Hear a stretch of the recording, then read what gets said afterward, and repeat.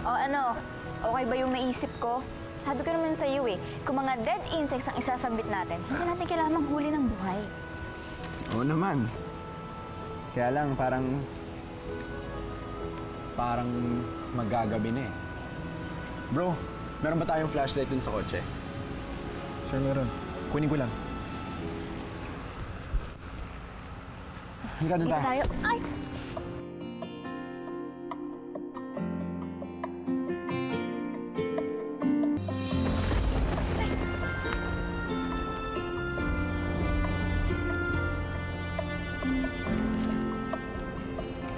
At takot kasi ako sa kidlat eh.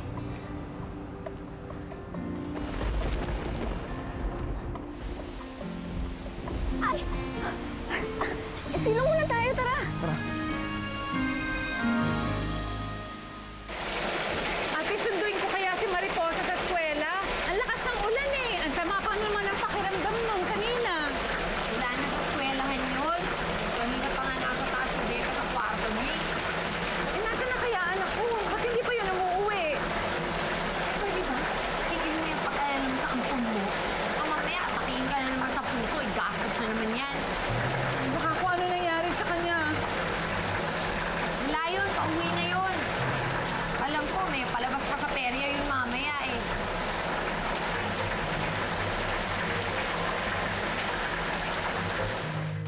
Maghanap tayo naman sa silungan. Dito! At teka lang.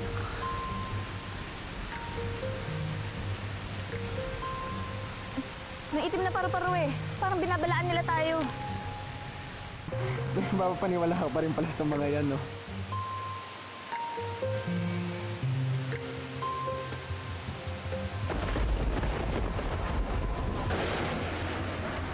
Mariposa!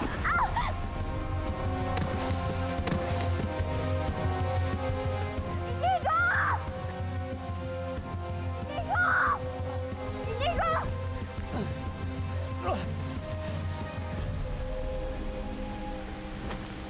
Inigo, may masakit ba sa'yo?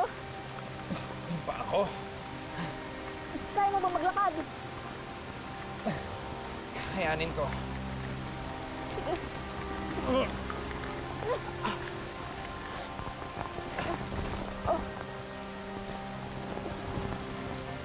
Hindi mo sana ako tinulak. Di sana hindi ka madidisgrasya. It's an accident. It's not your fault.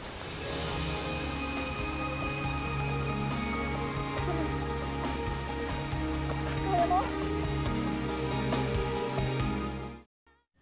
Sinasabi ko na nga, Abe. Yari ako sa mga mo niyan, sir. Umuwi na tayo. Saan yung driver?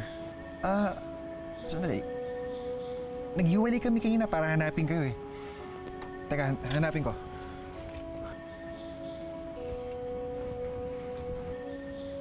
Inigo. Masakit pa ba yung paa mo?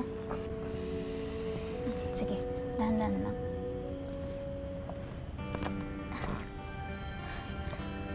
Sige. Anong ginagawa mo? Nabasa ko to sa dyaryo eh.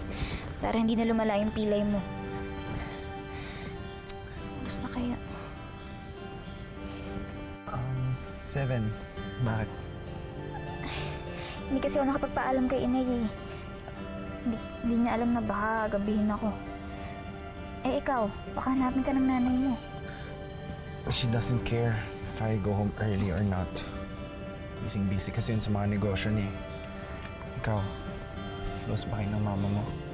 Oo. Kahit hindi niya ako tunay na anak, pinalaki niya ako sa pagmamahal. Sa totoo lang, gusto ko talaga maging doktor. Kasi ngayon may sakit si Inay eh. At ang gusto ko, ako mismo yung magpapagaling sa kanya. May ito eh.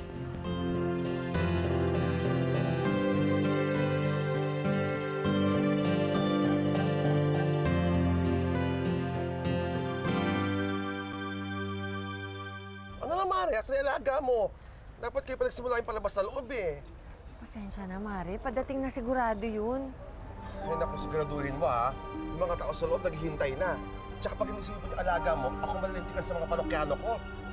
Ano ka to? Ano kasi ng mga... Mare, pasensya na. Ayun naman nang pahiyain eh.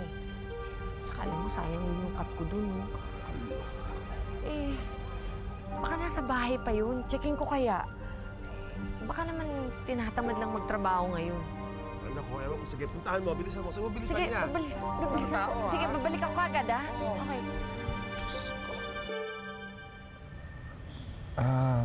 Thank you, ah. Bakit? Thank you sa pagtulong mo sa akin para matapos ko yung project ko. Wala yun, no? Kumpara ba naman doon sa ginawa mo para sa akin? Niligtas mo kaya ako kanina?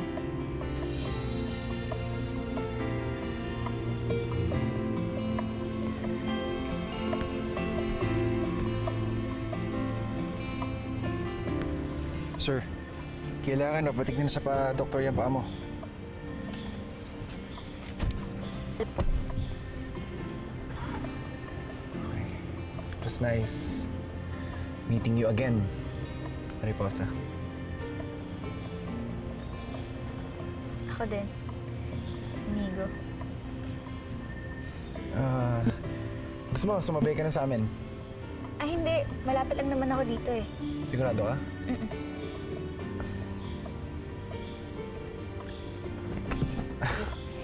Ingat.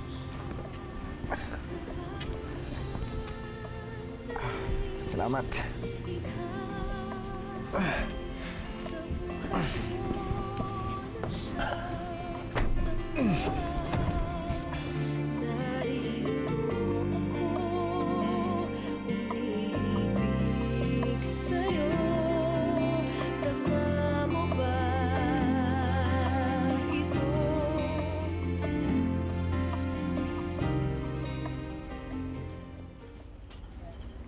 Tita Belen, hindi ko po alam meron po pala akong pasok ngayon sa perya. Pinahiyaan mo ko sa kumari ko, ha? Pinahiyaan mo ko. Alam mo ba, nagsilabasan lahat ng tao sa perya na dahil sa'yo, ha? Ha? Ikaw talaga, saan ka ba nagsuot, ha? Nawalan ako ng pera dahil sa'yo! Sorry na po, ginawa ko po kasi yung project ko sa school eh. Ah, magpapalusot ka pa, ha? Ibig mong sabihin, tinamad ka. Ay! Ha? Ano? Ano? Ikaw talaga, nagpapalusot ka pa eh. Ano, naglakwatsa ka, no?